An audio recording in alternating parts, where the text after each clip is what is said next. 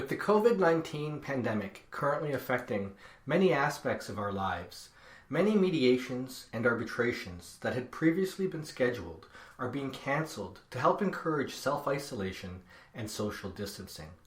I encourage all mediators and arbitrators to waive cancellation fees at this time and have done so myself.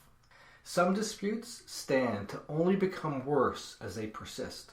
Proceeding to court at this time may not be an option, and mediation, med-arb, and arbitration may be the only viable way to address issues. Online dispute resolution, ODR, emerged in the 1990s, initially as a way to address conflict created online.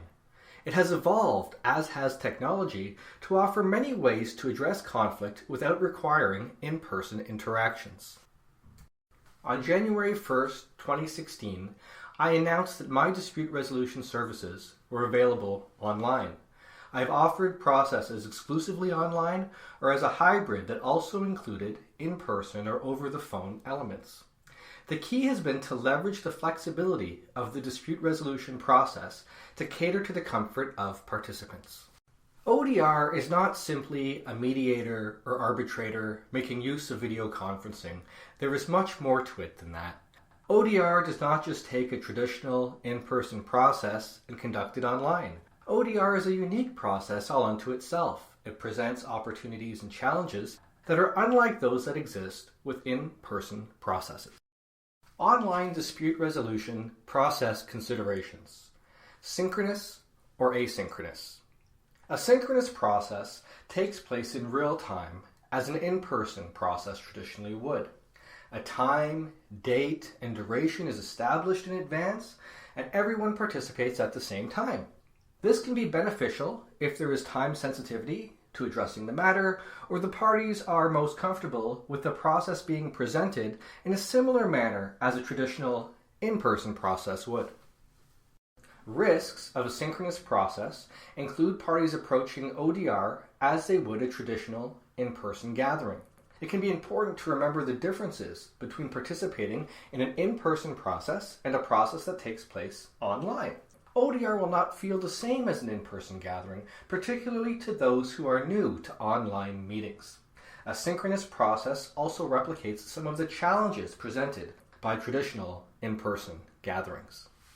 For example, it is often the case that some further information is desired as a party considers a settlement option that they did not anticipate in advance of mediation. Having the process take place all in one go misses the opportunity to gather additional information that may be helpful to consider. Also lost is the time to reflect on what has been learned during the course of participating in ODR. An asynchronous process takes place over the course of a series of stages. Deadlines may be set to participate, but participants can take part in the proceeding at their convenience. This overcomes scheduling hurdles and offers more time for those who feel that they need it. Self-represented parties may feel more comfortable as they would have more chance to seek support, such as unbundled legal services. An asynchronous process can highlight to participants that what they are participating in is not like what is presented in the shows that they stream. Breaks in between stages can offer time for reflection and to gather information. Subject to confidentiality terms, it can also offer a chance to update others involved in the dispute and allow for their input, such as when a corporate entity is a party. An asynchronous process can take place over days, weeks, or months. While it offers greater scheduling convenience, it can also drag out the process. This presents the potential for increased cost. There is also a risk of losing momentum that can be built, for example, in a synchronous mediation. The pros and cons of synchronous and asynchronous processes should be thought about. What would work best for the particular dispute? Each conflict is different, and the dynamics at hand, including in terms of the nature of the issues and the relationships of those involved, may be worth considering. Video, audio, or text. It can sometimes be assumed that video is the most dynamic way to conduct ODR because it appears to be the closest to an in-person gathering. Deeper considerations of the comfort levels and technical proficiencies of participants can make a difference. It is usually better to work with a participation method that is most familiar for those taking part.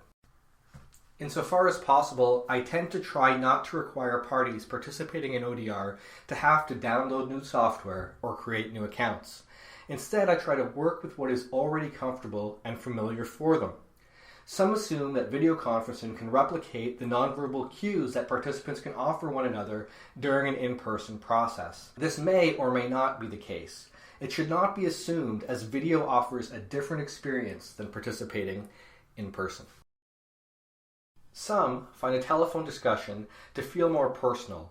Others are more comfortable participating by text, which can be the primary way that many people communicate, as it is in this day and age. Perhaps the most important aspect of this to keep in mind is that you do not have to select only one option. ODR can be offered as a combination of video, audio, and text. Insofar as possible, I encourage parties to discuss process options with one another and their process facilitator.